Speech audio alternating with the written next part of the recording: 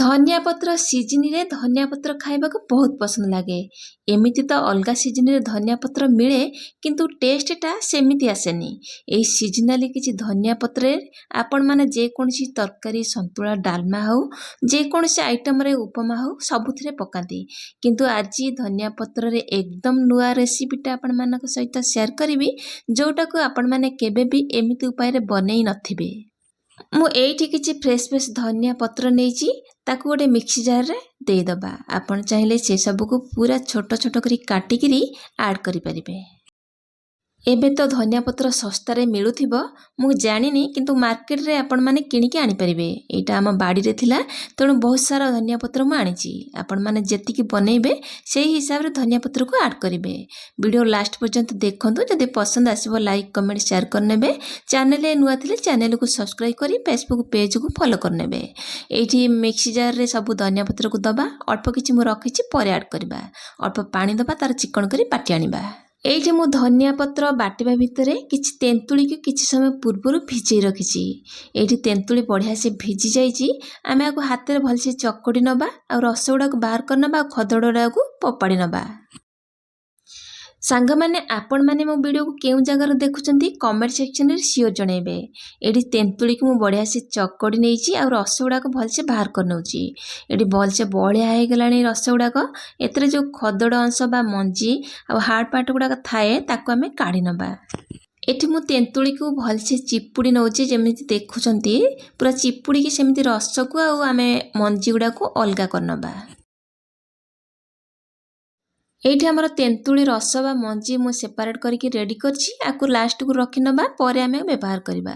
एठी mixie jar रे मु किछि जो देइथिले धनिया पत्र ताको ग्राइंडिंग करि आनिछि आ बाकी थिबा धनिया पत्र को मैं एतरा ऐड करना। जेहेतु एक साथी रे सब तक मोर मिक्सी रे जागा हेलानी मु सेते पे अल्प किछि प्रथम रु देकी ग्राइंडिंग कली आ बाकी तक मु एते एबे ऐड करनेली।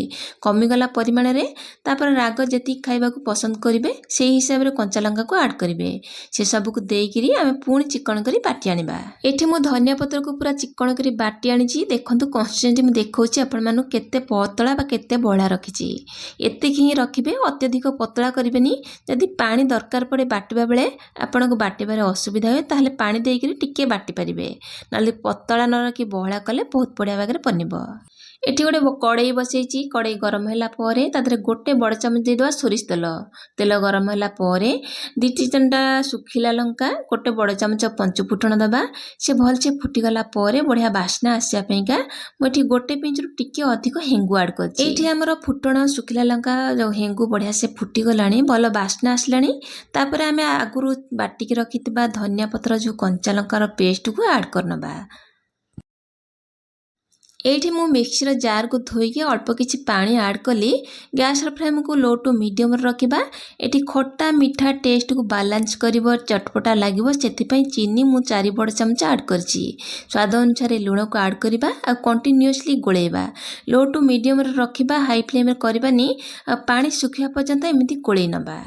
खट्टा मीठा लागिया पईका आमे एतरे तेंतुली रस ऐड करिने। एठी आमे तेंतुली रस को ऐड करिबा। आपण चाहिले बाटला बेले मध्य तेंतुली रस को देइकरी बाटी परिबे। एठी देइकरी किछि समय भल से गोळेबा। जेते बेले तार मिडिल ठीक कंसिस्टेंसी हे जिवो टिके बहळिया हे जिवो सेही पर्यंत आमे गोळेबा आ चटणी के आमे प्रस्तुत करिबा। आपण माने देखंतु एते कंसिस्टेंसी पूरा बहळा बा ठीक हे गलानी। आपण माने थरे एई प्रोसेस रे चटणी के बनै के निश्चय खांतु। आपण माने जदि केबे बने नांती थरे ए सीजन सरीबा पूर्व बनेइबे आ खाइ सारला परे आपण माने मते कमेंट रे शेयर जणेबे। चटणी बहुत चटपटा लागिबो। टेस्ट बहुत बढ़िया लागिबो। आ रोटी पूरी परोटा भात जोथरे खाइबे बहुत बढ़िया लागिबो।